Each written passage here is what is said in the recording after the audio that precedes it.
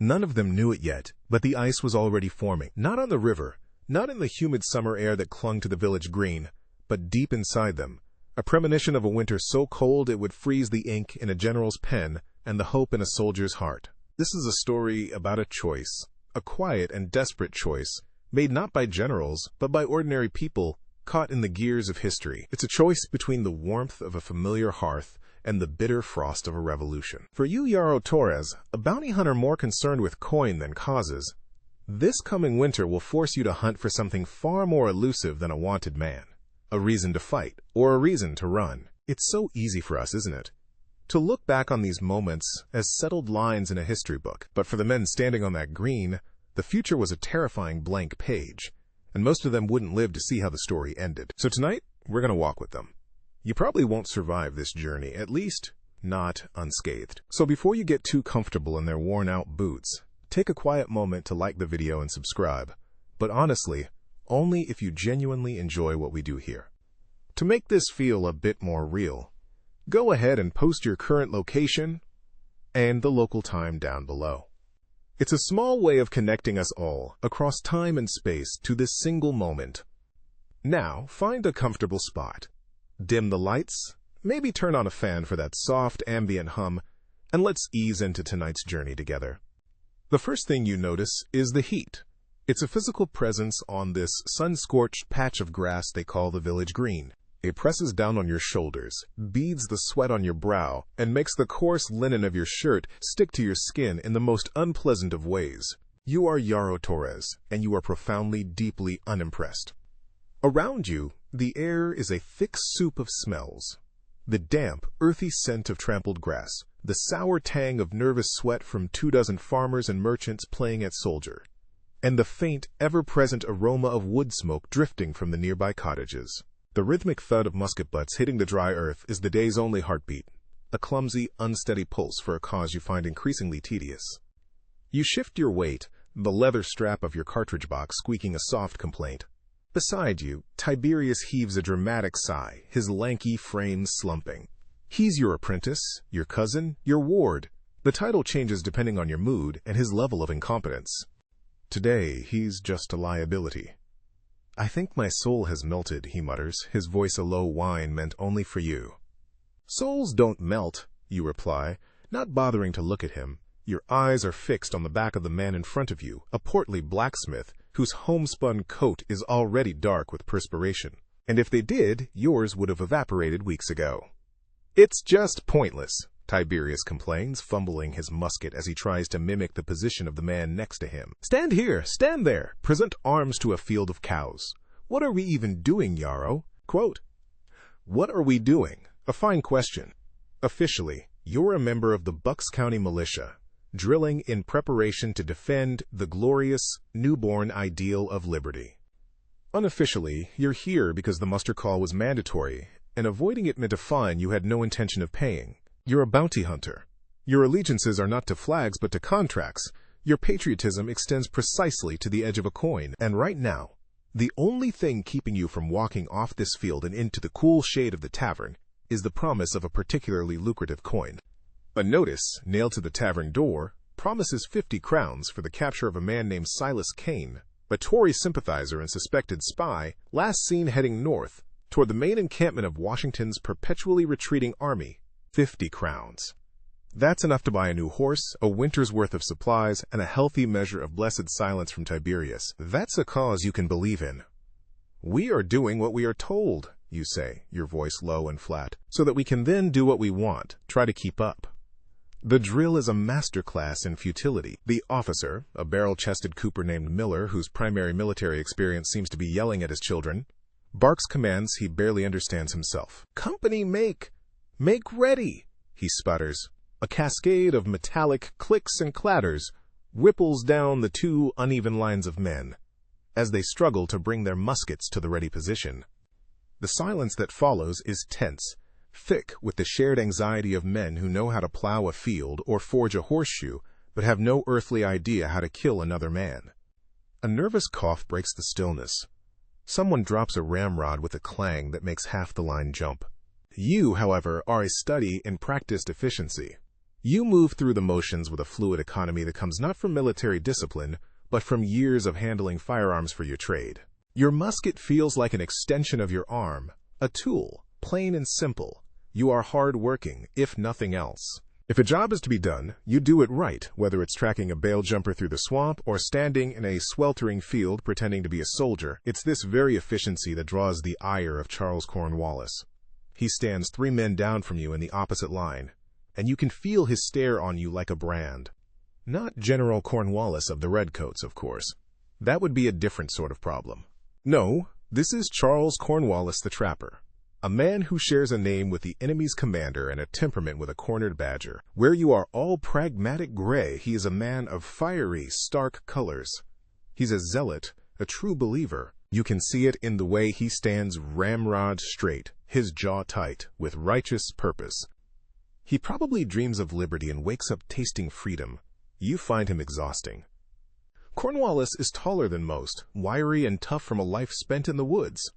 He holds a long rifle, not a standard-issue musket, a sign of his trade, and a clear statement that he is a marksman, a cut above the rest of these amateurs.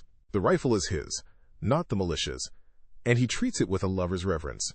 He sees your dispassionate competence not as professionalism, but as an insult, an affront to the cause. Some of us are here to fight for our homes, Torres, he calls out, his voice sharp enough to cut through the haze of the heat. Officer Miller is busy berating a young farmer for holding his musket backward, so the breach of discipline goes unnoticed. Others are just taking up space. You don't rise to the bait, you simply meet his gaze across the green, your expression unreadable. This is your gift, your shield. An insensitivity that others mistake for stupidity or cowardice. But it's a calculated defense. Emotional outbursts are a waste of energy, and energy is a resource you don't squander. Tiberius naturally has no such filter. Why don't you worry about your own footing, Cornwallis? He sneers. Wouldn't want you to trip over your own righteous indignation. Cornwallis's face flushes a dangerous shade of crimson. His knuckles, wrapped around the smooth wood of his rifle stock, turn white. You'd do well to hold your tongue, boy, he seethes. This isn't a game. Men are dying for this. Good men. His hot-tempered nature is as well known as his skill with a rifle, but there's a fragility to it, a sensitivity that you've noticed before. A slight from a fellow patriot seems to wound him more deeply than any threat from the crown. He is the opposite of you. He feels everything, and it is his undoing. He feels the weight of the revolution in every aching muscle, in every bead of sweat. You just feel the heat. Enough, you say, your voice a quiet command that cuts off both of them. You look at Cornwallis. We're all on the same field, Trapper. That'll have to do for now. Quote, for a moment, he looks like he might charge across the grass and settle this with his fists. His whole body is coiled, a spring of fury. But then Officer Miller finally notices the disruption. Silence in the ranks, or, by God, you'll be drilling until the bats come out. Quote, Cornwallis snaps his head forward, his posture rigid, but the hatred coming off him is a palpable force. You know this isn't over. This tension between you, the pragmatist, and the zealot is a tiny echo of the larger war. A war fought not just on battlefields, but in the hearts of men who have to decide what, if anything, is worth dying for. You already have your answer. 50 crowns. You suspect his is far more complicated, and far more likely to get him killed. And as you stand there, the sun beating down, you can't help but feel a flicker of something. Not pity, not yet, but a grim understanding. The Charles Cornwallises of the world are the ones who start revolutions. The Yarrow Torreses are the ones who simply try to survive them. And as you think of the cold journey north, chasing your bounty, you have a feeling that surviving is about to become a full-time occupation. The drill finally dissolves under the weight of Miller's exasperated dismissal. The clumsy lines of men break apart with audible sighs of relief. The scrape of musket butts on the ground a final, discordant note. They drift away in small clumps, their talk turning from formations and firing lines to evening meals and thirsty throats. You watch them go, a current of weary bodies flowing toward the tavern. The tension with Cornwallis remains a prickle on your skin, an unresolved chord. He gives you one last withering look before turning on his heel and stalking off, his long rifle held as if it were the only honest thing on this whole cursed green. Finally, Tiberius groans, leaning his muskie carelessly against a hitching post. I was about to offer myself to the British, just for a canteen of cool water. Don't be stupid. you say, your voice clipped. The words hang in the air for a moment, heavier than you intended. Stupidity is a luxury right now, a dangerous one. Secure your weapon properly. He grumbles but complies, his movements still annoyingly sluggish. You lead the way toward the tavern, not for the ale, but to look at the notice for Silas Kane one more time, to burn the man's description into your memory before you and Tiberius set out in the morning. 50 crowns. The thought is a cool balm against the day's simmering frustrations. As you approach the weathered clapboard of the tavern, you see 2 militiamen, a lanky farmer named Jebediah, and a squat, nervous-looking tailor you know only as Pim, huddled near the side wall, half hidden by the shadow of the overhanging roof. They speak in low, urgent tones, their heads close together. Normally, you wouldn't give them a second thought. Village gossip is a currency you don't trade in. But your senses, honed by years of tracking men who don't want to be found, are attuned to the nuances of secrecy. It's the way they stand, the constant furtive glances they cast around them. They aren't just gossiping, they are conspiring. You pause by the main doorway, pretending to scrape the mud from your boots, your body angled just so. Tiberius, oblivious, pushes past you and goes inside, his mind already on a tankard of cheap cider.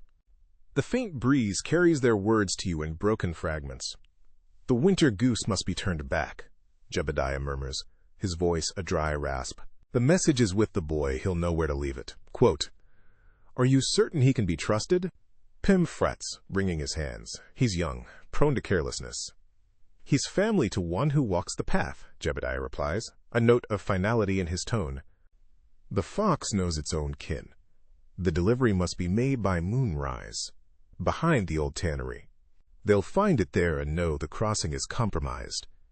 The crossing. The word hits you with the force of a physical blow. They aren't talking about a simple ferry. There's only one crossing that matters, the one that's on every tongue, the desperate, rumored plan for Washington's army to strike back across the Delaware. Your mind, a machine built for connecting disparate pieces of information, begins to work. A compromised crossing. A message. The boy. Your bounty on Silas Kane suddenly feels very small. A provincial concern. This is something else entirely. Treason. Not the loud, defiant kind Cornwallis would accuse you of, but the quiet, venomous kind that rots an army from the inside out. Your first instinct is professional, not patriotic. This complicates things. A spy ring operating right here means Crown Patrol's heightened scrutiny. It makes your own journey north to find Kane infinitely more dangerous. You need to know who the boy is. You need to understand the shape of this threat to your own plans. You push off the doorframe and step into the dim, noisy interior of the tavern. Tiberius is already at a table, waving you over. You ignore him. Your eyes scan the room, looking for Jebediah and Pim, but they haven't come inside yet. You get 2 tankards of water from the publican and walk back to your table, your movements calm and deliberate. You set one down in front of your cousin. "Did you hear from your mother this week?" you ask, your tone casual. Tiberius looks up, surprised by the question.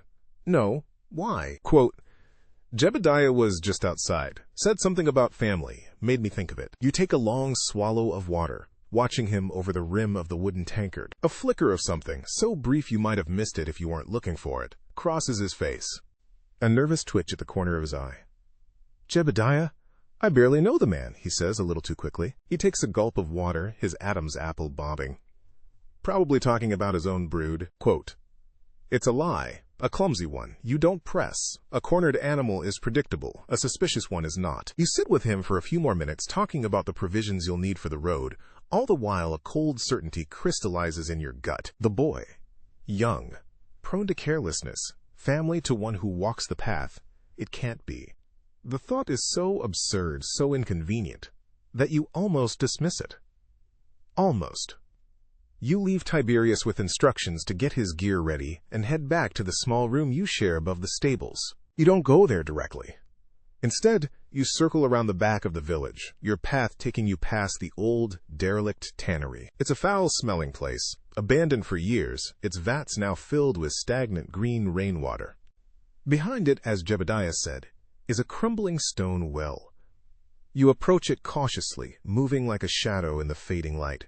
There, tucked into a loose stone on the inner wall of the well, is a small, tightly rolled piece of parchment, tied with a bit of twine. You pull it free. It's not a letter, it's a sketch. A crude drawing of a goose, its neck bent backward, pointing south.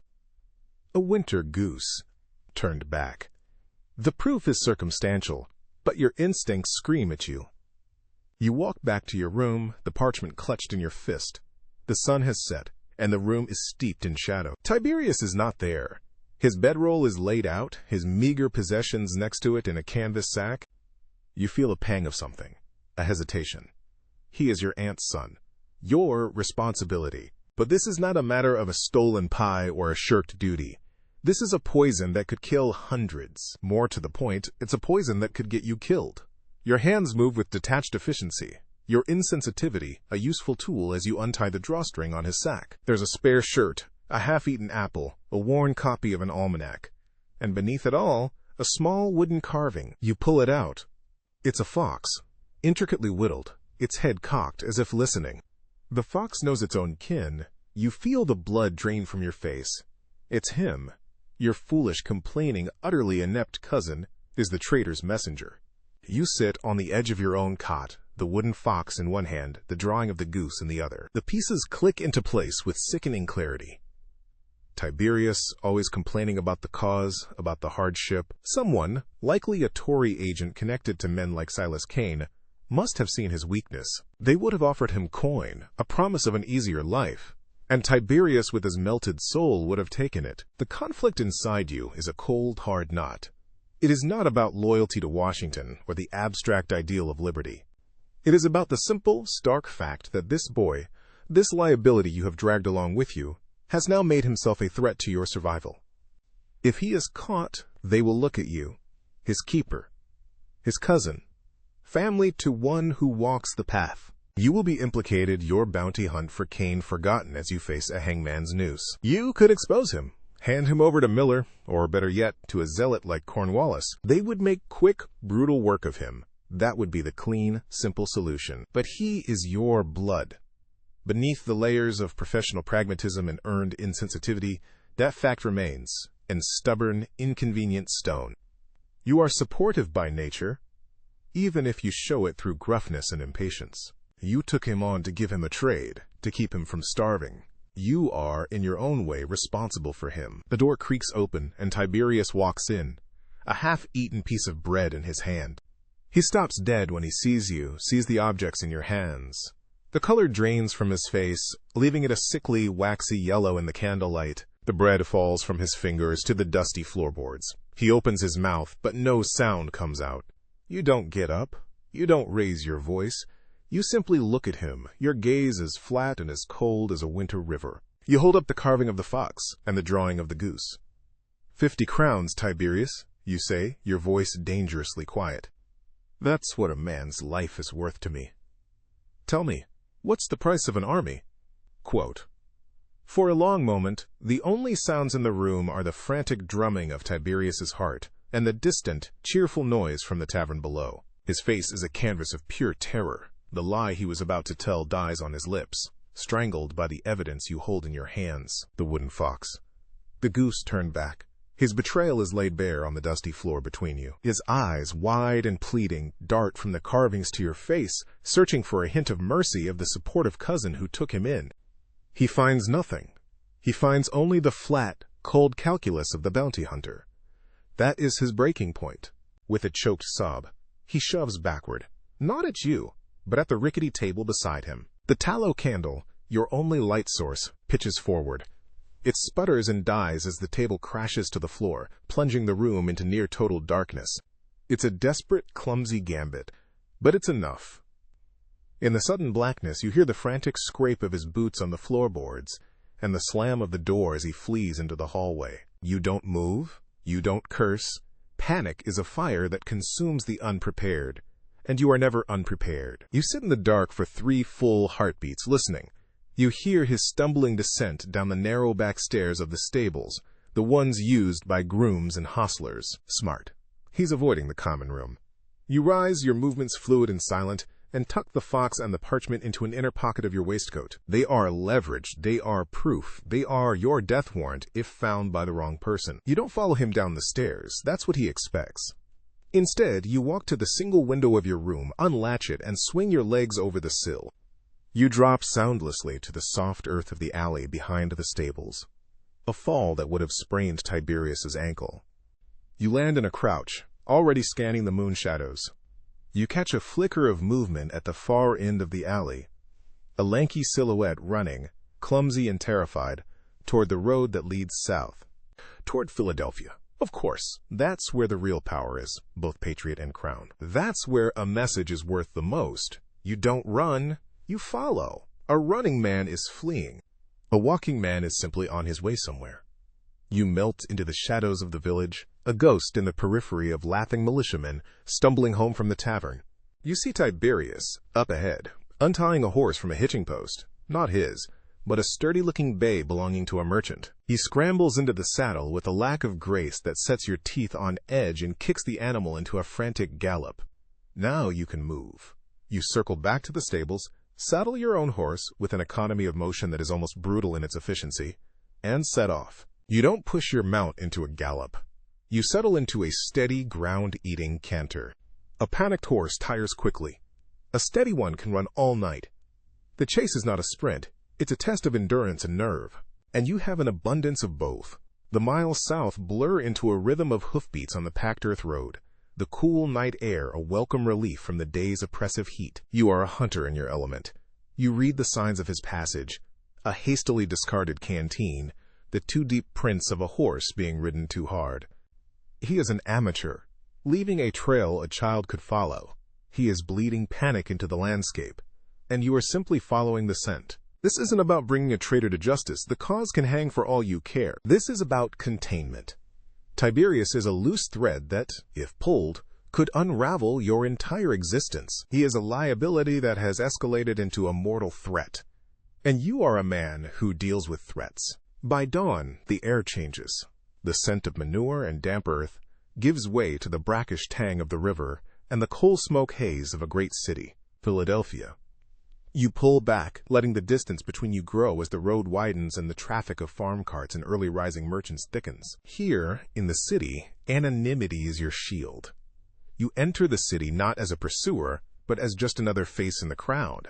Philadelphia is a living, breathing creature, its cobblestone arteries choked with people. Soldiers in buff and blue, their uniforms already worn and faded, march in loose formations. Merchants hawk their wares from crowded stalls, their voices a constant, competing drone. Women in mob caps haggle over the price of fish, their baskets heavy on their arms. The entire city feels like it's holding its breath, a place of feverish energy and profound anxiety. You dismount, tying your horse to a post and giving the ostler a coin to watch it. On foot, you are more agile. Tiberius's stolen bay is just ahead, tied carelessly to a fence, its sides heaving. He's close. You slow your pace, letting your senses do the work. Your insensitivity is a filter, blocking out the noise of 100 conversations, the pleas of a dozen beggars, the fiery rhetoric of a man on a crate waving a pamphlet. You see only your quarry, there, a flash of his mud-stained coat disappearing into the throng of the high street market. You follow, a predator easing through a herd of preoccupied sheep. The market is a sensory assault. The stench of fish guts and spoiled vegetables mingles with the sweet smell of fresh bread and the sharp scent of spices. You weave through the chaos, your eyes locked on Tiberius's back. He is a stone tossed into a churning river, creating ripples of disturbance wherever he goes. He bumps into a stout woman, sending a cascade of apples rolling across the cobblestones. He nearly trips over a stray dog. He is a study in carelessness, his head constantly swiveling, his movements jerky and afraid. You, by contrast, are water. You flow around obstacles, your path a seamless line of intention. You step over a gutter running with filth, sidestep a pair of arguing sailors, and duck under a canvas awning without breaking stride. You keep a dozen people between you and him at all times, using the crowd as a moving curtain. He looks over his shoulder, his eyes wide with fear, and you are instantly just a man inspecting a bolt of wool at a draper's stall. He turns forward, and you are moving again. He is heading east, toward the docks. The logical conclusion. He's trying to find a ship to get his message to the British fleet that controls the sea, to escape. The thought sends a cold spike of urgency through you. If he gets on a ship, he is gone. The problem is no longer contained. It is unleashed. You close the distance. The supportive cousin is long dead, buried back in that dark room under a toppled table. The hard-working bounty hunter has the scent. His panic makes him predictable. He cuts down a narrow, refuse-strewn alleyway, hoping to find a shortcut to the wharves. A mistake. Alleys are traps. You follow him in. The noise of the market fades, replaced by the dripping of water from overhead eaves and the scuttling of rats. The alley is a tight canyon of brick and rotting wood. He is halfway down when he seems to realize his error. He glances back, and for the first time, he sees you.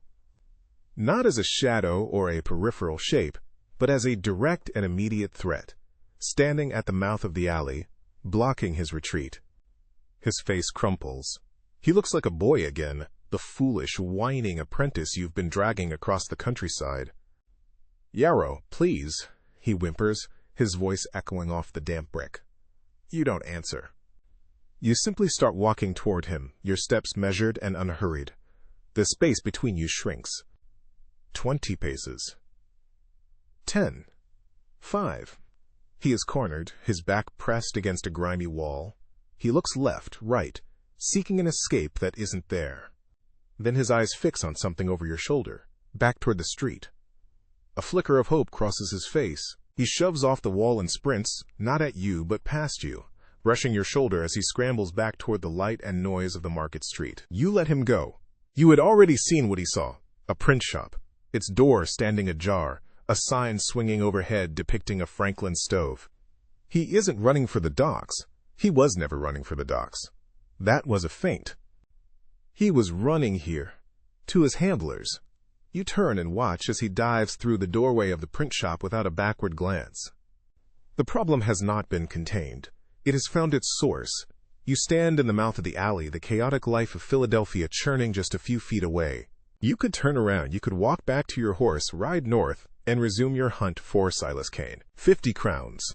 A simple, clean transaction. But it's too late for that. Tiberius has seen you. He knows you have the evidence. He will tell them. You are no longer just a complication to their plan. You are a direct threat. They will hunt you now, with far more resources and ruthlessness than a bumbling boy. Your simple, pragmatic world of bounties and self-preservation has just collided with a world of spies and traitors, and the impact has left you standing at a crossroads. Your survival is no longer a matter of chasing a bounty. It's a matter of walking into that print shop and finishing this. You pull the collar of your coat up against a non-existent chill and step out of the alley, leaving the shadows behind as you walk toward the door. The door to the print shop swings shut behind you, its little bell announcing your arrival, with a jangle that feels entirely too cheerful. The air inside is warm and smells of ink, metal, and damp paper. It's a narrow, cluttered space, dominated by a large, hulking printing press that stands silent in the center of the room. A sallow-faced man with ink-stained fingers looks up from a tray of type, his eyes wary. He is alone. "Looking for something?" he asks, his voice flat. You let your eyes drift over the stacks of paper, the drying racks of freshly printed broadsides decrying the king's tyranny. It all looks perfectly legitimate, a cog in the great machine of revolution. "A boy," you say, your tone conversational. "Lanky brown coat, looks like he's being chased by his own shadow, just ran in here." Quote. The printer gives a slight shake of his head, his gaze never leaving yours. "Haven't seen him. Busy day." He gestures vaguely at the press. A lie. The press is cold. There's no work in progress. Your eyes catch it then, a small damp footprint near a door at the back of the shop. A footprint that matches the ones Tiberius left in the alley mud. "I see," you say. You place a single heavy crown on the counter. It makes a solid, definitive sound against the wood. "My memory isn't what it used to be. Perhaps yours is better." The man's eyes flick down to the coin, then back up to your face. A flicker of greed wars with his caution. He might have used the back way, delivering paper. Quote. You slide the coin across the counter toward him. "Keep up the good work, patriot." Quote. You don't wait for a reply. You turn and walk out the front door, the bell announcing your departure. You don't go to the back. That's what he, and whoever he works for, would expect. Instead, you walk 2 shops down, into a bakery that smells of yeast and heaven, and cut straight through their sweltering workroom to the same back alley. You emerge just in time to see two figures mounting horses at the far end. One is unmistakably Tiberius, his movements hurried and panicked. The other is a tall, wiry man who sits his horse with the easy confidence of someone born to the saddle. Even from this distance, you recognize the long rifle resting in the scabbard. It's Charles Cornwallis. The pieces slam into place with the force of a physical shock. Cornwallis, the fire-breathing patriot, the man who berated you for your lack of zeal. It was all a performance, a magnificent, infuriating lie. He isn't a hot-tempered believer. He's a cold-blooded traitor hiding in plain sight, wrapped in the very flag he intends to burn. The sheer audacity of it is almost impressive. They turn their horses north, away from the city, riding at a brisk, purposeful pace. Not a flight, but a rendezvous. You give them a 5-minute lead before returning for your own horse, your mind working with a cold, clear precision. The hunt for Silas Kane is over. You have stumbled upon bigger game. Your 50-crown problem has become a matter of national security, but more importantly, a matter of your own. Cornwallis knows you. He saw you on the green. And now, Tiberius has led him right to your door. You are a loose end, and men like Cornwallis, you suspect, are very good at tying them off. You follow them out of Philadelphia, a detached and silent shadow. They ride north, following the river road, but you know they aren't heading back to the village. Cornwallis leads them off the main road onto a smaller, less traveled track that winds into the wooded hills. You fall further back, letting the terrain hide you, your years of tracking men giving you an instinct for the land. You move with the quiet patience of a predator, conserving your horse's energy, your own focus absolute. The track ends at a ruin. An old grist mill, its great wooden water wheel sagging and broken, half submerged in the stagnant mill pond beside it. The main building is a skeleton of weathered gray timbers, its stone foundation choked with weeds and ivy. The roof has collapsed in on one side, leaving it open to the sky.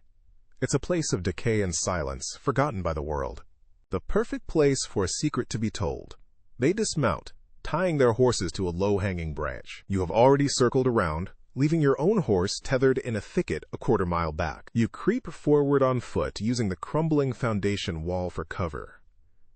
The late afternoon sun casts long, distorted shadows that swallow you whole. You find a gap in the stones where a window once sat and peer through. They are standing in the center of the mill's ground floor, on a floor of packed earth littered with debris. Tiberius is wringing his hands, his face pale with terror. Cornwallis stands with his back to you, but his posture is rigid with anger. "Careless, you little fool," Cornwallis is saying, his voice a low, vicious snarl that carries clearly in the still air. It's nothing like the booming, righteous tone he used on the village green. This is his true voice, sharp, cold, and utterly contemptuous. You were told to be discreet. You were followed. You led him right to the print shop. Quote, "I didn't know what to do," Tiberius whimpers, his voice cracking. He was there, Cornwallis, in our room. He had them. Quote, "Had what?" Cornwallis snaps, turning on him. "What did he have?" Quote, "The tokens," Tiberius says, his voice barely a whisper, "the fox carving, and the drawing of the goose." Quote, Cornwallis is perfectly still for a long moment. When he finally moves, it is to slowly turn his head and look around the dilapidated mill, his eyes scanning the shadows. He is not a panicked farmer. He is a professional assessing a compromised position. His gaze sweeps past your hiding place, and for a heart-stopping second, you think he's seen you. But his eyes move on. He is a trapper, and he knows the hunter can become the hunted. He understands the danger you now represent. Torres, he says, the name a soft curse. Of all the thick-skulled louts in that militia, it had to be him. He turns back to Tiberius, grabbing him by the front of his coat and shoving him back against a heavy wooden support beam. Does he know who you were meeting? Quote, "No, I swear," Tiberius cries out, his eyes squeezed shut. I just ran. He followed me to the city, that's all." Quote, "He's a bounty hunter, you idiot," Cornwallis seethes, his face inches from your cousin's. "He doesn't stop following. He found you here, which means he's out there now." He releases Tiberius, shoving him away in disgust. He walks a few paces away, running a hand over his face. The hot-tempered mask is gone, replaced by a chilling pragmatism that is far more dangerous. This changes the timetable. The message must still get through, but we have to deal with the complication. Permanently, Tiberius looks at him, comprehension dawning in his terrified eyes. Deal with him? You mean kill him? Quote, he's a threat to the operation, Cornwallis states, as if discussing the skinning of a beaver. He is a loose end, and he saw my face. He turns, his hand going to the long rifle resting against a stack of rotting barrels. He's out there somewhere, waiting, thinking. A man like that, an insensitive brute who only thinks of coin, he's predictable. He'll be looking for the angle, the profit. We can use that. That's your cue. Your advantage is the element of surprise, and it's fading with every passing second he plans. You stand up from your crouch, your movements deliberate. You step through the empty window frame into the dusty, sun-slanted interior of the mill. The profit's not as good as you think, you say. Your voice is level, cutting through the heavy silence, but the company is worse. They both freeze. Tiberius lets out a small, strangled gasp, his face a mask of utter despair. He looks from you to Cornwallis as if watching his own death sentence being passed. Cornwallis turns slowly, his body coiling like a snake. There is no surprise in his eyes, only a cold, hard confirmation. His hand, which had been reaching for his rifle, drops to his side, but his body is angled toward it. He is ready. You stand 20 paces from them, your militia-issue musket held loosely at your side. It's a clumsy weapon, but it's loaded. You let your gaze rest on him, taking in the full measure of the man. The patriot zealot was a lie. The hot-tempered trapper was a lie.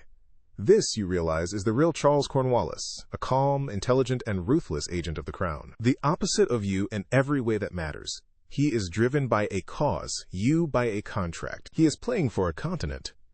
You are playing for your own skin. Torres, he says, a thin, humorless smile touching his lips. Always turning up where you're least wanted. I should have known a man with no loyalties would follow the scent of treason. You must feel right at home. Quote, I was tracking a bounty, you reply, your voice flat. But I seem to have found a different kind of rat. You pull the small wooden fox and the crumpled parchment from your waistcoat pocket, holding them up in your palm. Looking for these? Quote. Cornwallis's eyes narrow. The smile vanishes. You're a practical man, Torres. I've seen it. You do a job for pay. That is something I can understand. This is not your fight. He takes a slow step to the side, positioning himself between you and Tiberius, shielding his trembling asset. The Continental Army is a walking corpse. A few more weeks and it will freeze to death on the banks of the Delaware. The rebellion is over. You are standing on the losing side of history. What is Washington paying you in his worthless currency? Name your price. The crown pays in gold. It is the offer you expected, an appeal to the insensitivity he mistakes for simple greed. He sees you as a tool to be bought. He doesn't understand that your pragmatism isn't for sale. It's a shield for survival. And he is now the single greatest threat to that survival. Tiberius, you say, your eyes still locked on Cornwallis. You ignore the offer completely. Get your horse, ride back to the village. A flicker of hope crosses your cousin's face, but Cornwallis cuts it off. He's not going anywhere, the trapper says, his voice like flint. He's with me now. Is that right, boy? You ask, finally shifting your gaze to your cousin. You've chosen your side? Quote. Tiberius flinches, caught in the crossfire. He looks at Cornwallis's unyielding back, then at your unreadable face. He is a child caught between two terrible fathers, and he is breaking apart. Sweat beads on his upper lip. His mouth opens and closes, but no words come out. The standoff stretches, thick and heavy. The only sounds are the gentle creak of the ruined mill, the distant call of a bird, and the frantic, panicked breathing of your cousin. Your musket feels heavy in your hand. Cornwallis's rifle is only a single swift movement away from his shoulder. Everything hangs on the next breath, on the next move. On the choice of a terrified boy who has no idea that the fate of an army might very well rest on his worthless, melted soul. Your question snaps the fragile thread of Tiberius's courage. His gaze darts between the cold promise of violence in Cornwallis's posture and the unreadable granite of your face. He is a rabbit caught between a wolf and a cliff edge. He makes his choice not with words, but with a pathetic scrambling motion. He shoves himself away from the support beam and stumbles, half falling, into the open space between you and the trapper. He doesn't come toward you for protection. He simply moves away from Cornwallis, a desperate attempt to exist in a space where no one is touching him. It is the choice of a coward, and in this moment it is more decisive than any declaration. Cornwallis sees it as a final betrayal. The asset has broken. The tool is no longer useful. A flicker of pure, homicidal rage crosses his face, so brief you almost miss it. The pretense of negotiation is over. His body moves with the explosive speed of a striking snake, not for the gold in his pocket, but for the long rifle resting against the barrels. This is the moment. The calculation you've been running in your head since you saw him in Philadelphia resolves into a single stark conclusion. A firefight in a ruined mill against a master marksman is a losing proposition. Your musket is a clumsy, inaccurate beast, lethal at 30 paces but unreliable beyond that. His rifle could take a button off your coat from the other side of the river. To raise your weapon is to die, so you don't. As his hand closes around the stock of his rifle, you do the one thing he does not expect. You lower your musket, resting its butt gently on the dusty floor. You raise your empty hand, the one not holding the tokens of his treason, in a gesture that is not surrender, but a demand to pause. Don't, you say. The word is not a plea, it's a command, flat and heavy, with a logic he has not yet considered. Think, trapper. Not like a zealot, not like a soldier. Think like a hunter. What happens if you shoot me? Quote, he freezes, his rifle half raised. The question hangs in the air, a puzzle he feels compelled to solve. His eyes are narrowed slits of cold fury, but the gears of his pragmatic mind are turning.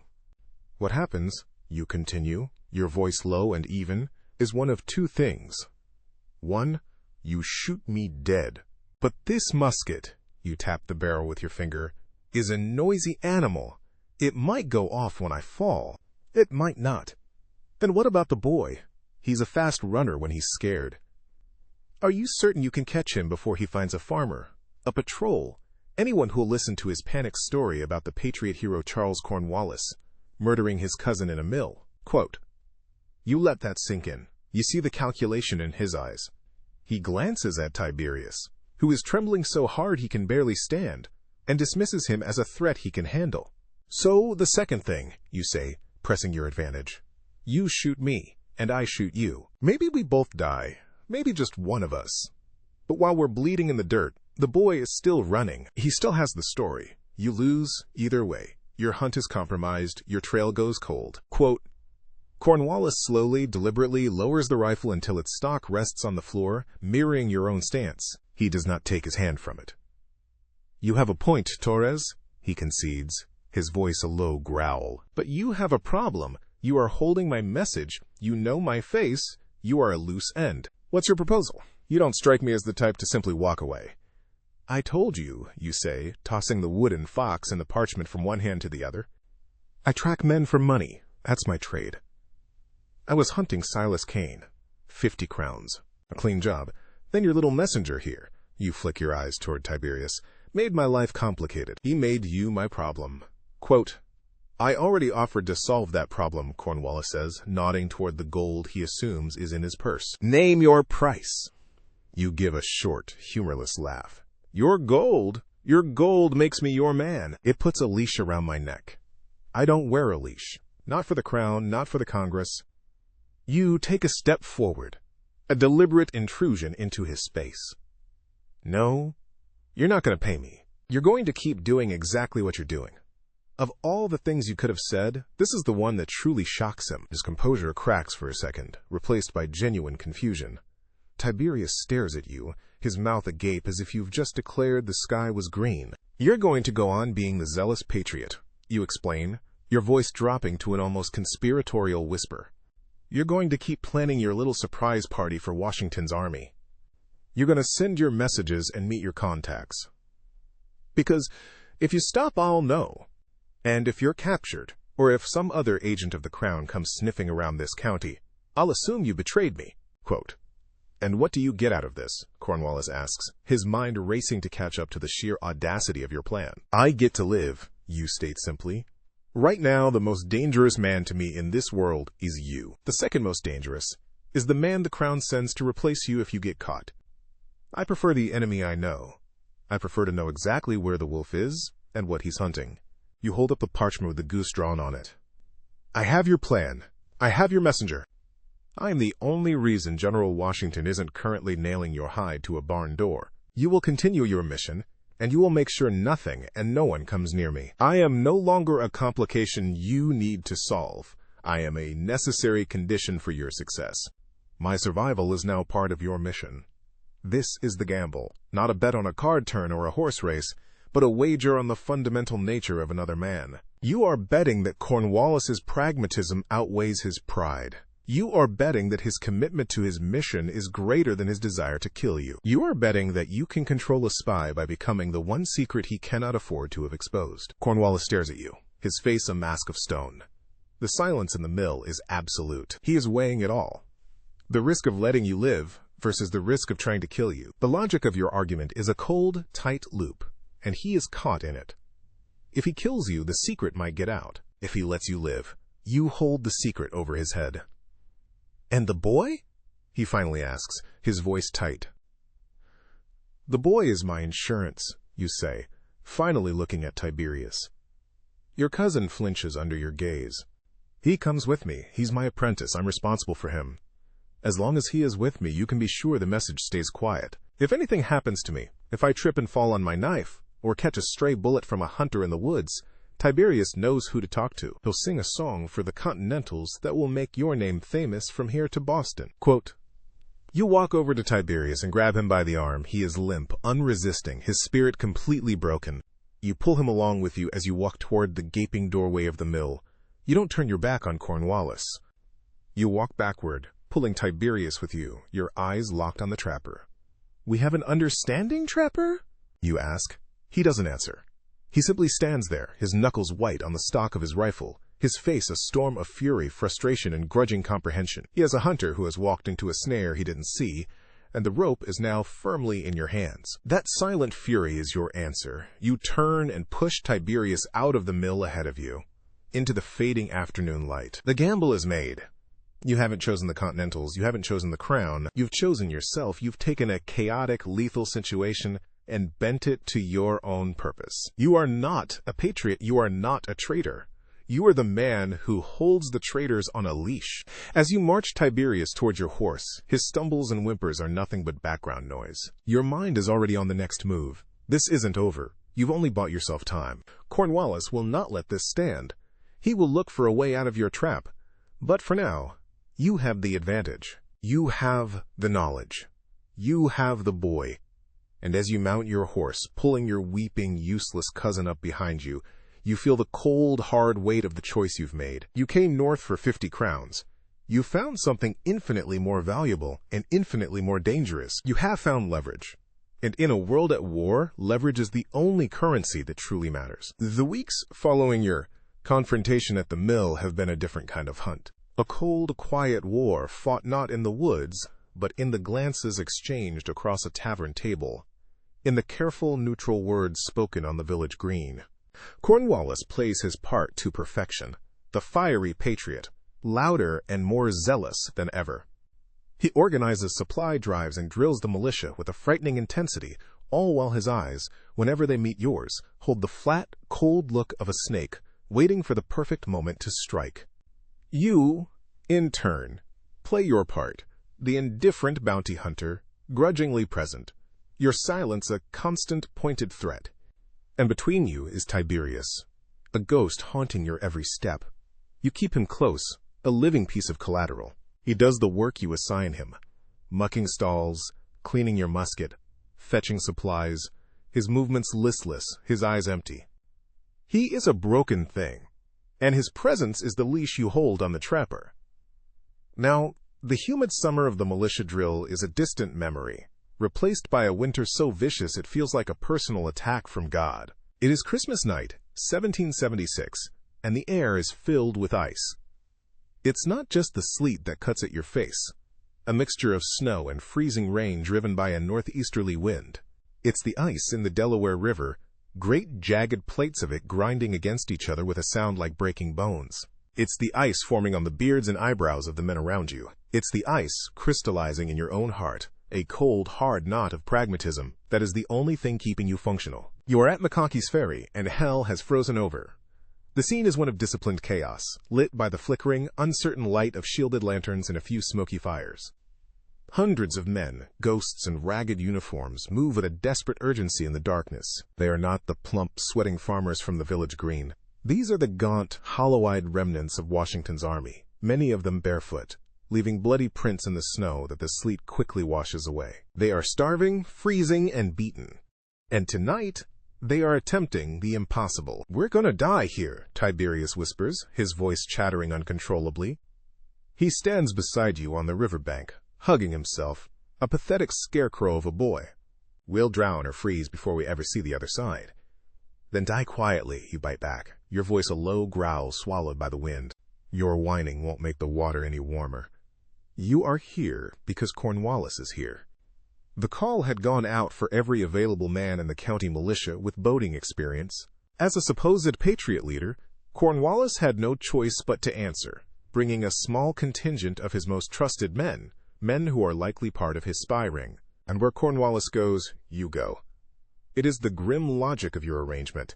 To protect your leverage, you must shadow him, ensuring he doesn't use the chaos of war to sever the line that connects you. So you volunteered, citing your experience moving supplies on the river for your trade. You are now part of the support team, the men tasked with the brutal, back-breaking work of getting this phantom army across the river. It is not a choice born of patriotism. It is a choice born of necessity. You are here to watch your enemy. "You two, Torres, Barnes, on this boat!" The voice belongs to a burly Marblehead fisherman, a man whose face is a roadmap of seaward gales. He gestures with a thumb toward a Durham boat, a massive, black-hulled freight vessel, its flat bottom designed for river cargo, not for transporting an army through a blizzard. You grab a long pole pike and shove another into Tiberius's numb hands. "Move!" You push him toward the boat, where a dozen shivering Continentals are already climbing in, their muskets wrapped in cloth to keep the powder dry. You vault over the gunwale, your boots landing with a solid thud on the floorboards. The boat smells of wet wool, fear, and river mud. Your job is simple and savage. Use the long pikes to push off the bank, fend off the grinding sheets of ice, and help the mariners guide this unwieldy beast through the treacherous current to the Jersey shore. It is a task of pure physical labor. You are hard-working.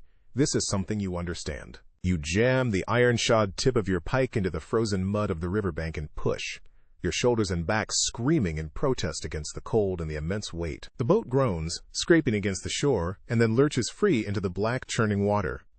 The river is a nightmare. It is a living, hostile creature.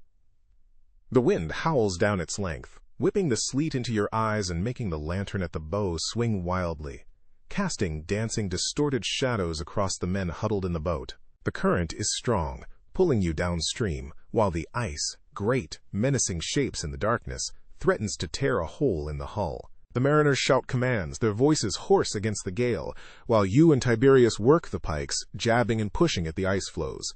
A huge plate of it, half the size of a wagon, grinds against the side of the boat, with a deafening screech of wood on ice, making the entire vessel shudder. A young soldier beside you, no older than Tiberius, retches over the side, his fear a palpable stench. Tiberius is clumsy, almost useless.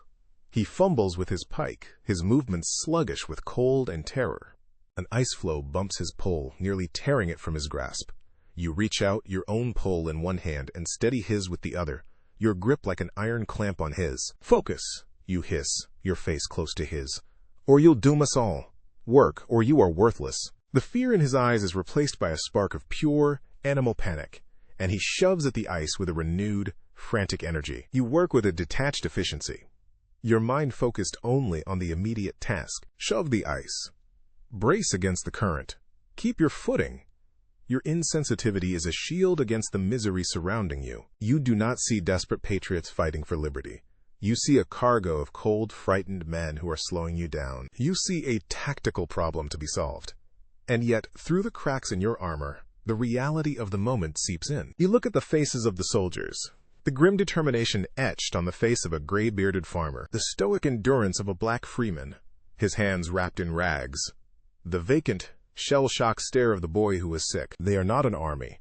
They are a collection of individual desperations, united by a single, insane hope. You see Washington himself on the bank, a tall, commanding figure on a white horse, his presence a silent anchor in the storm of activity. He is sending these men to their likely deaths on the slimmest of chances.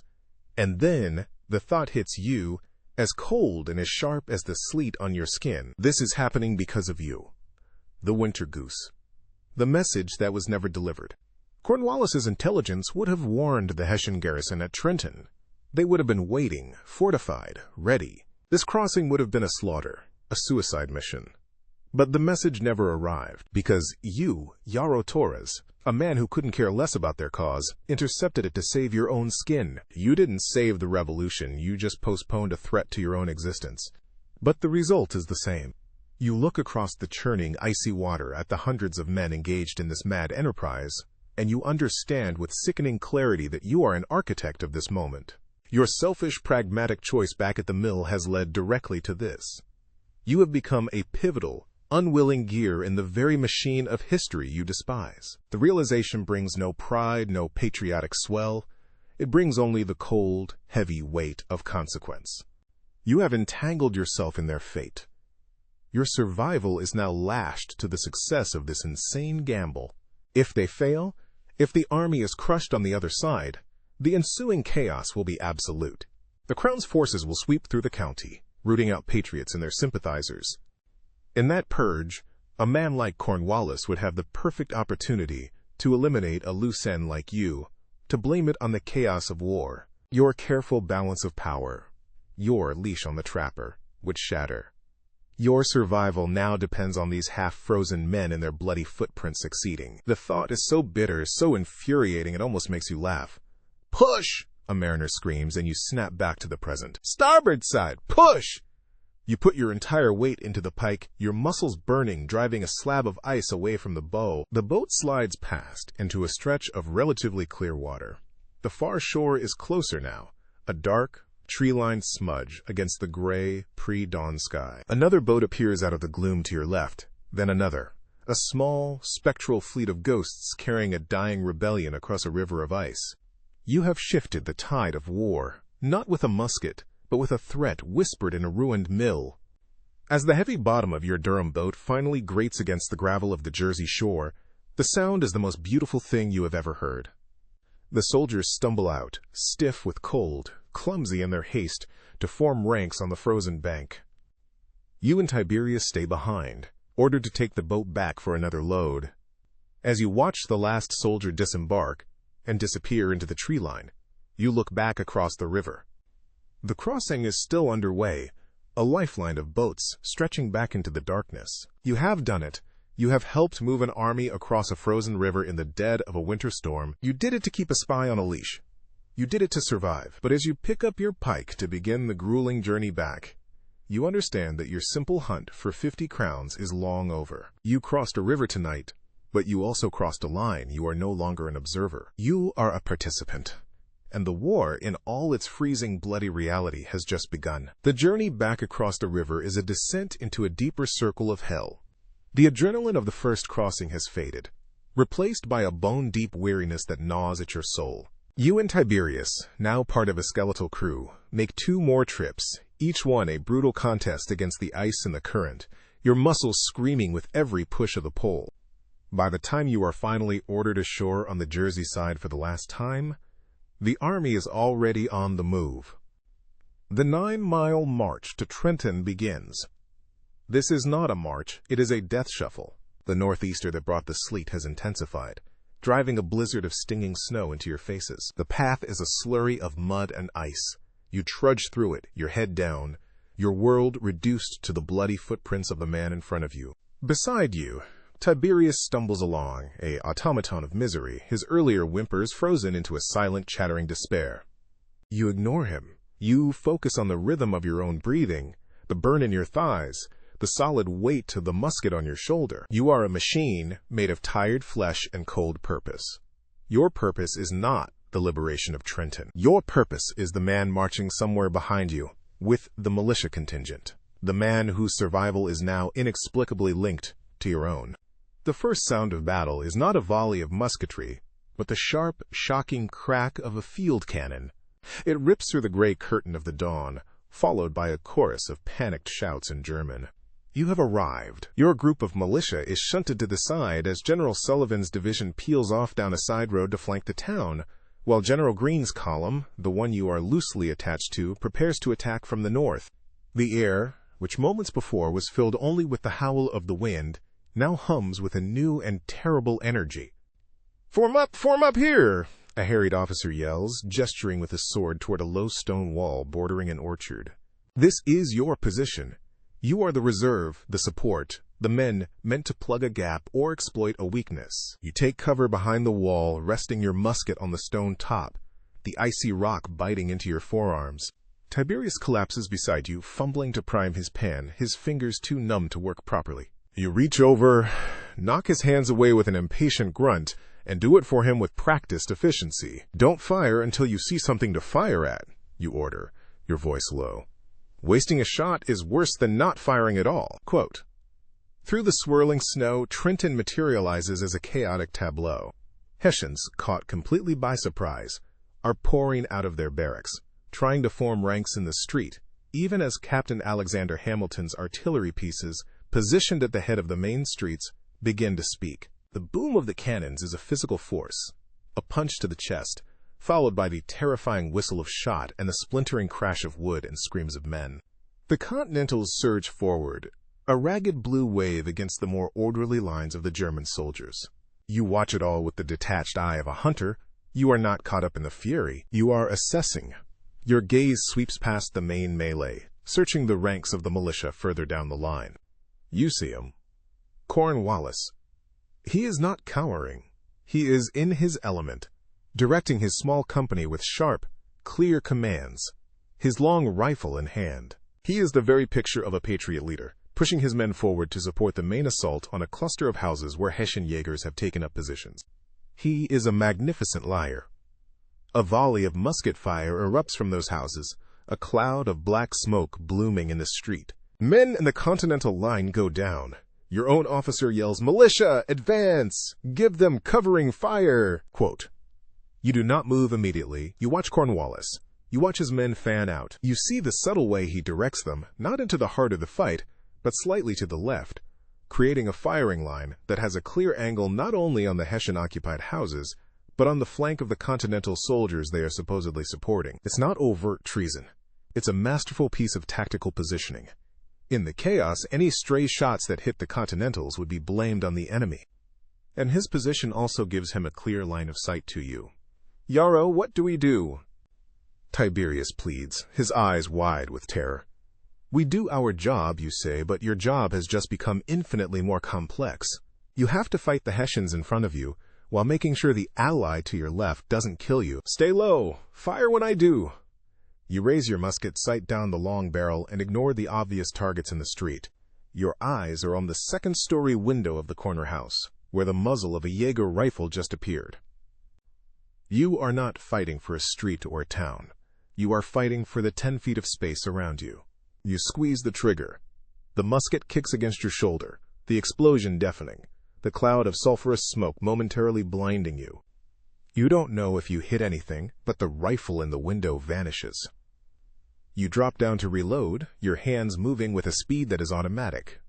A dance of paper cartridge, ramrod, and powder you could do in your sleep. Bite the cartridge. Pour the powder.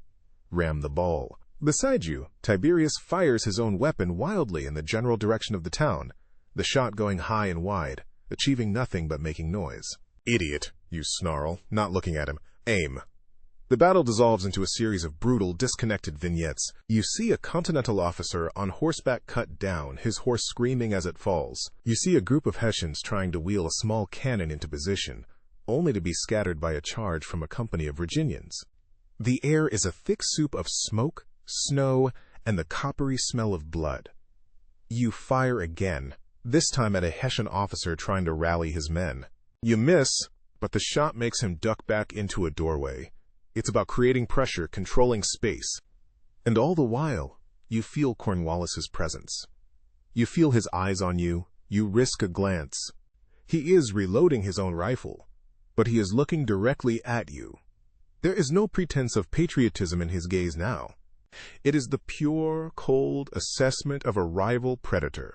The noise of the battle fades to a dull roar in your ears, the world shrinking to the space between you and him. He is waiting for his moment, for you to be distracted, for a charge to throw your line into chaos, for the perfect opportunity to fire a shot that no one would question. You have to change the dynamic. Staying here, pinned behind this wall, makes you a static target. You grab Tiberius by the collar, hauling him to his feet. We're moving up. What? Why? He gasps.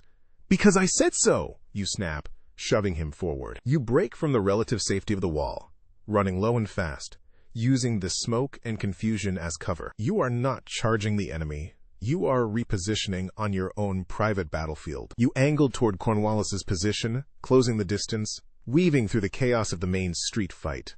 If you are close to him, you are a harder target to hit without witnesses. You are turning his advantage, his long rifle, against him. You dive behind a dead horse, the carcass offering a grotesque but effective barricade. Tiberius lands beside you, sobbing with fear. You are now only 30 paces from Cornwallis and his men. He sees you. The surprise on his face is visible, even through the smoke. He expected you to cower behind the wall. He did not expect you to advance on him.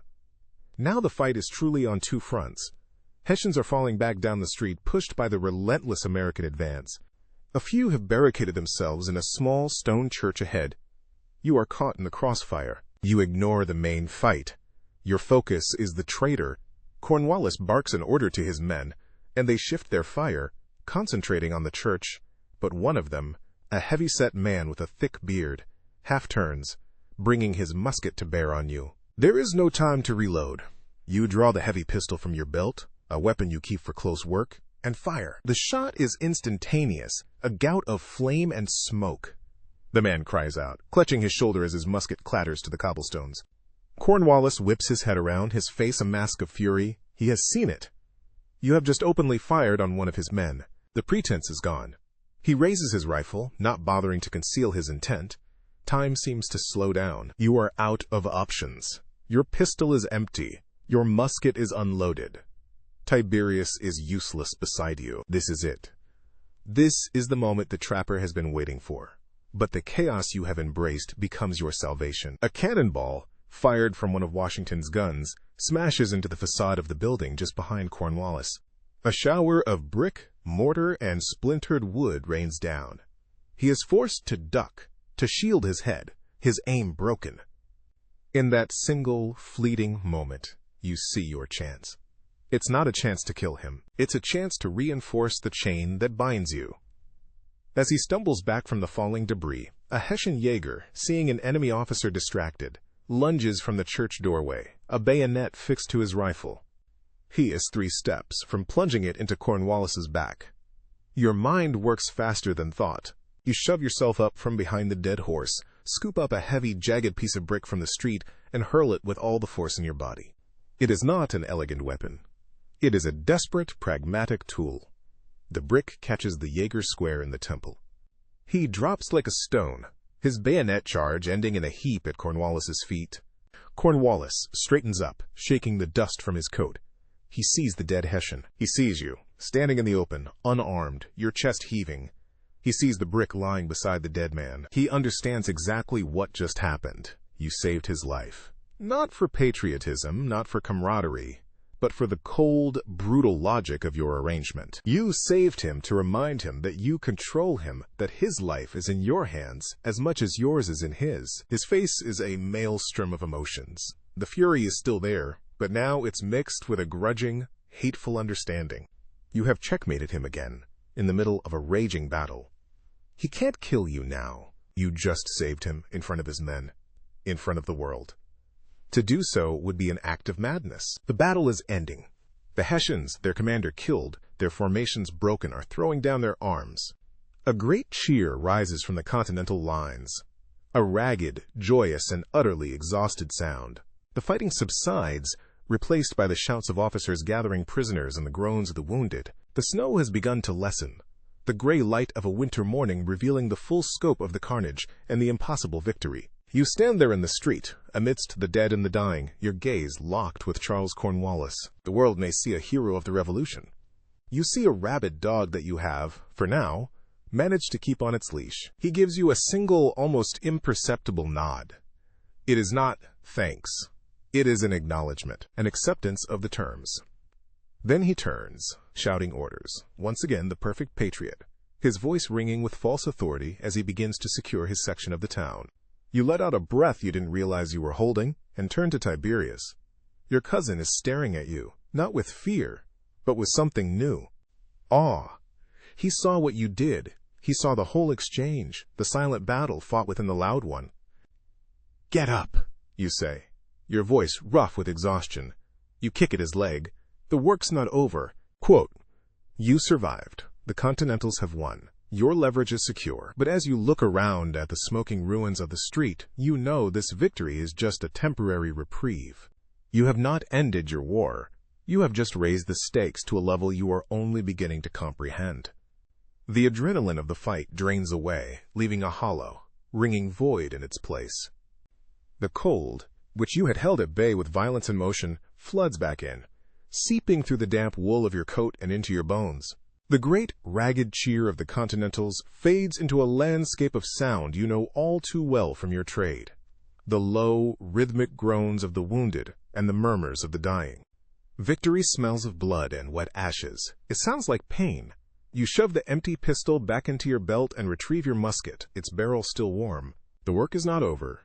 The work has just changed. Around you, the town of Trenton is a ruin of celebration and sorrow. Soldiers, grinning with exhaustion and disbelief, slap each other on the back, while others, their faces grim, kneel beside fallen comrades. The Hessians, nearly 1,000 of them, are herded into stunned, shivering columns, their bright uniforms now drab and stained, their professional pride shattered. You watch them, not with triumph, but with a hunter's professional assessment. They were caught in a trap you helped set, a trap you helped spring. Tiberius pushes himself up, his limbs trembling. He looks at the dead Jaeger at Cornwallis's feet, then at you, and the awe in his eyes is mixed with a new, terrifying respect. He finally understands that the game you are playing is infinitely more dangerous than simple treason. What was that? He stammers, his voice hoarse. You saved him. He's worth more to me alive, you reply, your voice flat and devoid of emotion. You are not explaining yourself to him. You are stating a fact, like a farmer noting the price of corn. He dies, we die. It's that simple. Now make yourself useful. An officer, his face smudged with powder and streaked with sweat despite the cold, is barking orders. Militia, assist with the wounded, and form a perimeter on the south road. Don't let a single one of them slip away to Bordentown. Quote, you are herded with the others toward the center of the street, where the cost of this victory is laid bare. Men lie twisted on the cobblestones, their blood a dark stain against the white snow. Most are Hessians, but there are Continentals among them, their buff and blue uniforms starkly visible. A makeshift aid station has been set up in what was once a cooper's shop, and the screams from within are sharp and raw. This is the bill for this morning's work. You have seen death before, many times. You've delivered men to the gallows and tracked others to their bloody ends in dismal swamps. But this is different. This is death on a scale you have only ever imagined. An industrial process of turning living men into corpses. You too, a surgeon's mate says, pointing a bloody finger at you and Tiberius. Carry that one. Quote, he indicates a young Continental soldier, barely a man, propped against a wall. His leg is a ruin of shattered bone and torn flesh, the result of a cannonball's ricochet. His face is pale as the snow, his lips blue. His eyes, however, are open and lucid, and they fix on you with a desperate, pleading intensity. You move without hesitation. It is a job. You are hard-working.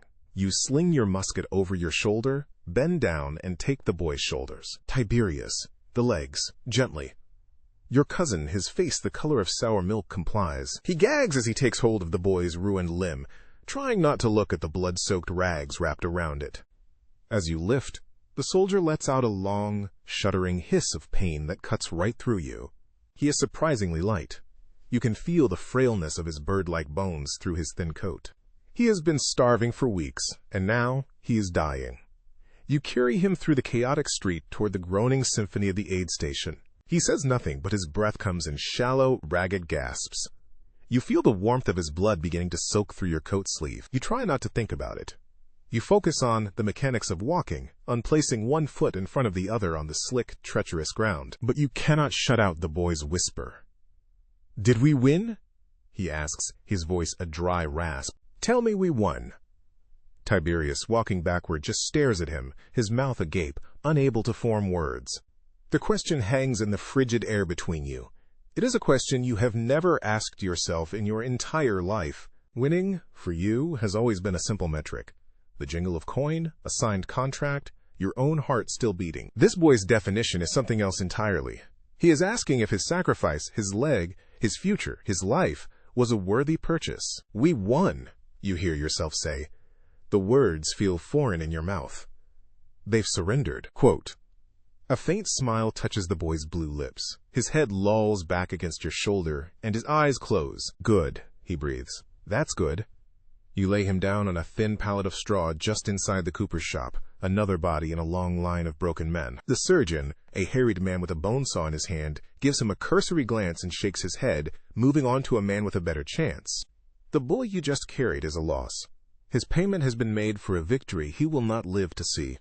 You step back out into the snow, a cold fury rising in you that has nothing to do with Cornwallis. It is a fury at the waste. The sheer idiotic waste of it all.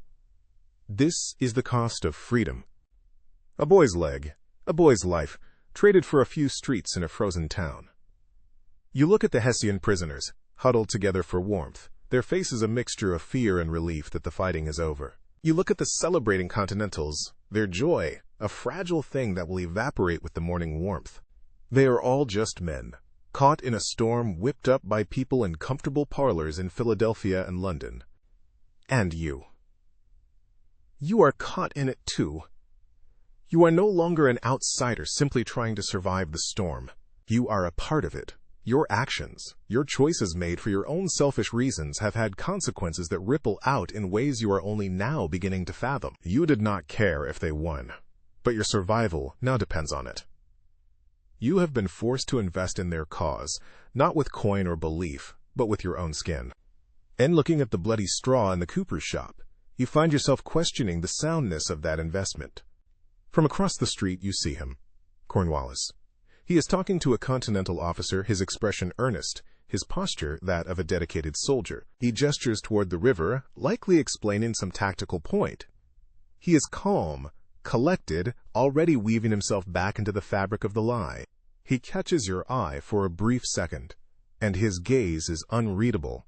You saved him. You also fired on his man. You are his enemy, his savior, and his warden, all at once. The complexity of it is exhausting, Yarrow. Tiberius is at your elbow. He has a canteen in his hand, and he offers it to you. It's the first helpful, unprompted thing you have seen him do in months. You take it and drink. The water's so cold it makes your teeth ache. "That boy," Tiberius begins, his voice low, "he was my age." "Age doesn't stop a cannonball," you say, handing the canteen back. Your supportive nature surfaces as gruffness, a shield against the rawness of the moment. "There's nothing you can do for him. There's work to be done." Quote, "But what you did," he persists, "for Cornwallis, and what you did to his man, I don't understand. Which side are we on?" Quote, you turn and look at him, really look at him, for the first time since the fight. The boyish petulance is gone, washed away by terror and confusion. In its place is the beginning of a man, one who has been forced to look into the abyss and is now asking for a map. "There are more than two sides in a war, Tiberius," you say, your voice quieter than he has ever heard it. "There's the king's side and the Congress's side. And then there's our side. Our side is the one that's still breathing when the shooting stops. That's the only side that matters. Everything I did today was for that. Don't you ever forget it." Quote, you leave him standing there, his mind struggling to grasp the cold, hard lines of your philosophy. You walk away, needing to put distance between yourself and the dead, the dying, and the questions in your cousin's eyes. You find a spot by the riverbank, away from the noise, and look back across the icy water toward Pennsylvania. It seems a world away now. You came across that river a simple bounty hunter, your world defined by a 50-crown contract. You are standing on this shore, something else, something more complicated. You are a man holding a traitor on a leash, a man whose survival is tied to a cause he doesn't believe in. A man who has just felt the true weight of the price these men are willing to pay for a word. Freedom. To you, it was just noise. Now it is the name of the ledger where the cost in blood is tallied, and you have just seen firsthand how high that cost can be. The cold seeps into you, a more patient enemy than any Hessian. It finds the gaps in your resolve, the thin spots in your pragmatism. The moment of quiet you sought by the river is shattered by a sudden commotion from the center of the town. A roar of accusation, followed by the sharp, authoritative bark of an officer. It's the sound of order being brutally reasserted, a sound you know well. Your instincts, honed by years of navigating the violent fringes of the law, pull you back toward the noise. You push your way through a thickening knot of soldiers, their faces a mixture of curiosity and grim satisfaction. They form a circle around a small drama playing out near the smoldering remains of a supply wagon. In the center is the heavy-set man you shot, his arm in a crude sling, his face contorted in a mask of pain and righteous fury. He is pointing his good hand at Tiberius, who is on his knees in the snow, held fast by two grim-faced Continentals. And standing just behind the accuser, his face a mask of detached concern, is Charles Cornwallis. The trap has been sprung. "He's the one!" your victim shouts, his voice carrying across the square. "He was passing signals to the Hessians. I saw him. When Torres there shot me, I was trying to stop this little traitor." It is a brilliant, vicious lie, turning your own act of self-defense into proof of Tiberius's guilt. Cornwallis has found a way to cut the leash.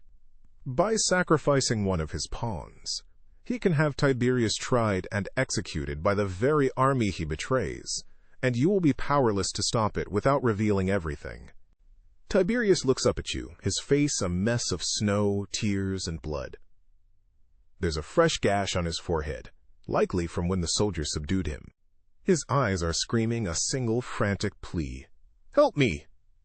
A Continental major, a man named Sterling with a weary face and intelligent eyes, steps forward. He looks from the accuser to Tiberius, and then his gaze settles on you. He saw you on the firing line. He saw you move up. He saw you save Cornwallis. In his eyes, you are a hardened, effective fighter. A man who gets things done. "Torres," Sterling says, his voice crisp, "you were with this boy. Did you see any of this?" Quote, "The entire square seems to hold its breath. Cornwallis watches you, a flicker of triumphant challenge in his eyes. He believes he has you cornered. If you deny it, it's your word against his heroic militiamen. If you confess to shooting the man to protect yourself from a traitor, you have to explain how you knew. You are caught. You meet the major's gaze, your expression as flat and cold as the river ice. The boy is a fool, Major, prone to panic. But he's no traitor. You look directly at the wounded man, and this man was not trying to stop anyone. He was aiming at my back. I defended myself." Quote, a murmur ripples through the crowd. The accuser sputters, "He's lying to protect his kin. They're both spies!" Quote, "Enough!" Major Sterling snaps, silencing him. He looks at you, then at the pathetic, weeping figure of your cousin. He is a practical man who has just won an impossible battle, and now has to clean up the mess. He doesn't have time for a prolonged investigation. He has 1,000 prisoners, dozens of his own wounded, and an entire army to move. He needs a simple solution. Your cousin is accused of treason in the field. There are witnesses. He is injured. He will be sent back to Philadelphia for questioning by a military tribunal." Quote, the words hang in the air, a death sentence delivered with bureaucratic indifference. Tiberius lets out a choked sob. Sterling's eyes lock back onto you. You seem to be the only man here who can handle him. And since you're so certain of his innocence, you can have the honor of delivering him. You will be his escort. Take him across the river and hand him over to the provosts in the city. I'll give you the writ. He turns away before you can protest, already moving on to the next problem. "Sergeant, get this man to the surgeon." Quote, Cornwallis gives you a slow, thin smile. It is a masterpiece of malice. He has lost his messenger, but he has won the exchange. He has burdened you with the task of delivering your own kin to the gallows. He has turned your insurance policy into an anchor that will drag you down with it.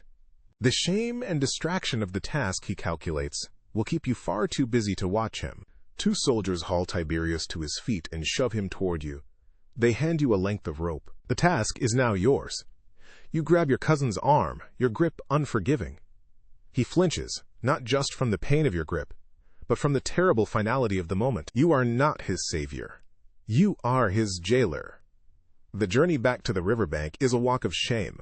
Soldiers who had earlier clapped you on the back now watch you with suspicion as you lead your bound, weeping cousin through the snow. You do not meet their eyes. You do not care for their judgment. You care only for the cold calculus of survival, and the equation has just become horribly complex. You find a place for him in a Durham boat making a return trip, this one laden with wounded Hessians. You sit beside him on a wooden crate, the rope connecting your wrist to his, a grim parody of the bond you once shared. He huddles in on himself, his body racked with silent, shuddering sobs. The boat pushes off, back into the churning black water. The crossing is easier this time. The current is less fierce, the ice beginning to thin. Or perhaps you just no longer notice the struggle. Your focus is entirely inward, on the knot of bitter fury in your gut. You did not ask for this. You did not ask for a cause, for a side, for the burden of another man's choices. You took Tiberius in out of a grudging sense of familial duty, a supportive act you would never admit to. You tried to teach him a trade, to make him useful. Instead, he made a choice born of weakness and greed, and he dragged you into the heart of the very conflict you sought to avoid. As the boat nears the Pennsylvania shore, you finally speak to him, your voice a low rasp. Why, Tiberius? Quote, he looks up, his face swollen and bruised, his eyes pleading. He said it would be easy, he whispers, his voice cracking. Cornwallis! He said the war would be over by winter. He said the king was generous to his friends. He offered me gold, Yarrow, gold, enough to buy a farm, to be someone. Not just your witless apprentice. And the cause, you ask, the question tasting like ash in your mouth. The men who just died in that street? What about them? Quote, I didn't think, he sobs, burying his face in his hands. I didn't think it would be like this. I thought it was a game for generals. I didn't know it would be so real. Quote, it's always real, you say. Your voice is cold and hard as the winter earth. And now you will pay the price. There is no sympathy in your tone. There is only the grim statement of a truth he can no longer escape. He made his choice. He sold his soul for the promise of coin. And you, the bounty hunter who lives by that same creed, are the one tasked with collecting the debt. You haul him onto the bank, back into the chaos of the encampment. The news of the victory has spread like wildfire, and the mood is one of disbelief and burgeoning hope. You see men who were ghosts only hours before now standing taller, their eyes brighter. You see them sharing their meager rations, tending to one another's wounds, their spirits buoyed by the impossible thing they have just accomplished. They faced the abyss and did not flinch. Their belief, as thin and as fragile as it was, proved stronger than the ice on the river. You understand, in that moment, what you are seeing. It is not just the aftermath of a battle. It is the proof of a concept. You have always believed that survival is a solitary endeavor, a fortress built of pragmatism and coin. But these men survived together. They crossed a river and won a battle because they believed in something more than their own skins. They believed in a word, a fragile, costly, and powerful word. Freedom, you realize, is not a gift. It is not an abstract ideal written on a piece of paper in Philadelphia. It is a structure, built beam by beam with the bodies of men like the boy you carried to the surgeon. It is a shelter held up by the unwavering spirit of men who refuse to break, even when they are barefoot in the snow. And it is a fragile thing, constantly under threat from the bitter winds of pragmatism and the dry rot of betrayal. Men like Cornwallis and men like your cousin are the forces that seek to tear it down. And men like Washington and the freezing soldiers around you are the ones who hold it up. And where do you stand? You stand in the middle, holding the rope that ties the traitor to the patriot. You have become an unwilling fulcrum, a man of no belief who has become essential to the conflict. Your confrontation with Tiberius is over. Your reflection is just beginning. As you begin the long walk toward Philadelphia, with your prisoner in tow and Major Sterling's writ in your pocket, you feel the weight of it all settle upon you. You are no longer just Yarrow Torres, bounty hunter. You are an agent of this cause, against your will. You are taking your own blood to be judged by their laws. The price of treason, you realize, is not just paid by the traitor. It is paid by everyone he touches. And the bill has just been placed in your hand. The march to Philadelphia is a long and arduous one, but the first leg of that journey ends where it began, on the banks of the Delaware. You have handed Tiberius over to other guards tasked with ferrying prisoners, your duty as his initial escort, fulfilled with a terse exchange and the transfer of the writ. Major Sterling, it seems, needs every capable man for the fight that is surely to come, and your performance in the battle has marked you as more valuable than a simple jailer. For now, you are unburdened, standing alone in the fragile quiet of the dawn, waiting for the army to consolidate its impossible gains before the next move. The wind has died. The savage northeaster that was your tormentor has fled, leaving behind a world scoured clean and silent. The snow has stopped, and the sky to the east is no longer a bruised, oppressive gray, but a tender sheet of pearl and rose. The sun, a hesitant visitor, begins to climb over the dark line of the Jersey hills, its light spilling across the landscape, turning the trampled, blood-stained snow into a blanket of diamonds. It is the dawn of a new day. You can feel it in the stillness, in the crispness of the air that no longer seeks to kill you, but simply to fill your aching lungs. You stand on the frozen mud of the riverbank, looking out at the water.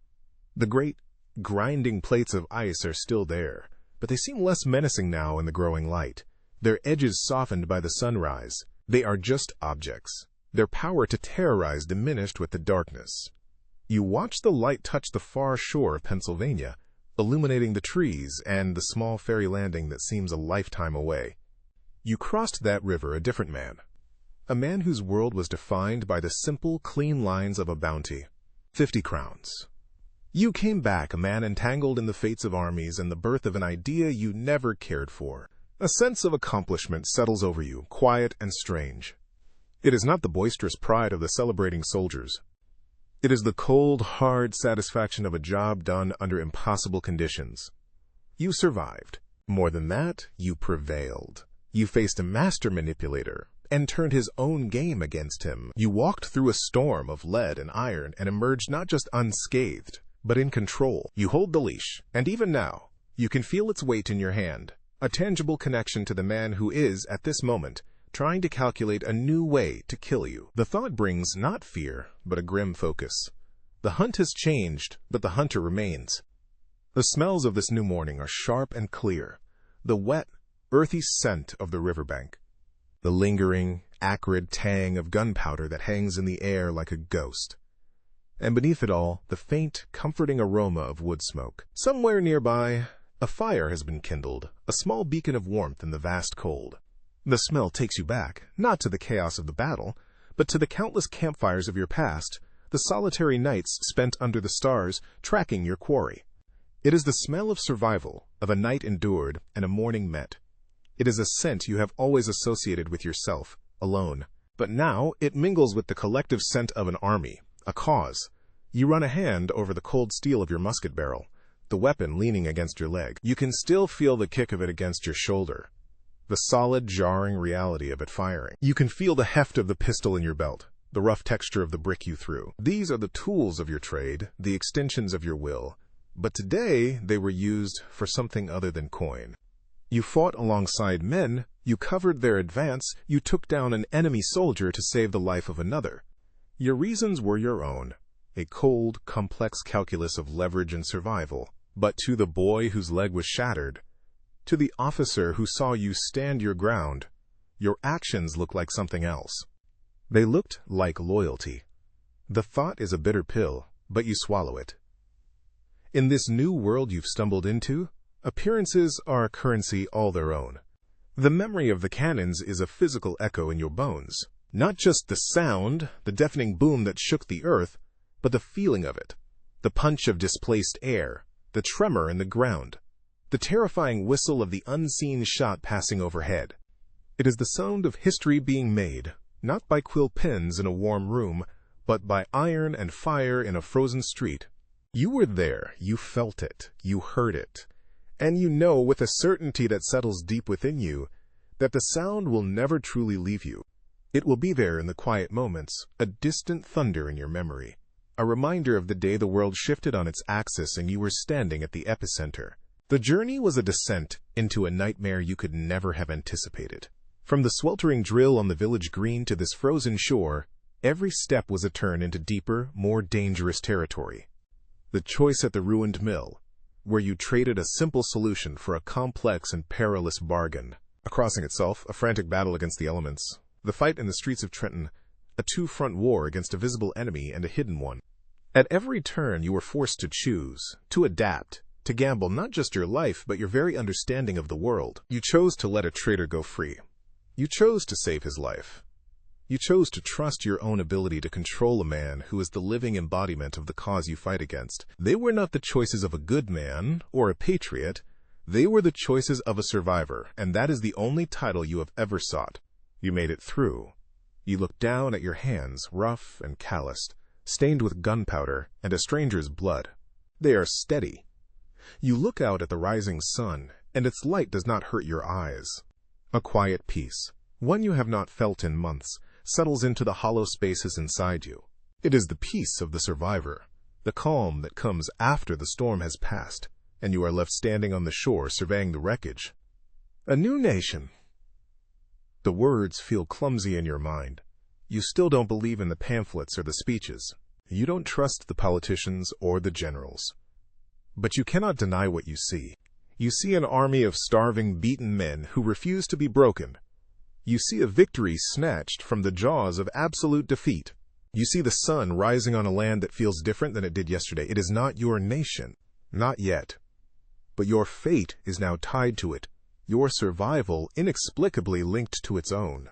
You have a stake in the outcome, whether you like it or not. The exhaustion held at bay for so long by adrenaline and sheer force of will finally begins its slow, inexorable advance. It is a physical weight pressing down on your eyelids, turning your limbs to lead. You need to rest. You turn from the river and walk toward the source of the wood smoke. You find a small sheltered spot behind a stack of captured supply crates, the heat from a nearby campfire just enough to ward off the deepest chill. You slide down, your back against the rough wood, your musket resting across your lap. The cacophony of the camp, shouted orders, the nicker of horses, the distant ring of a blacksmith's hammer, begins to soften, to blur at the edges. Your eyes drift shut.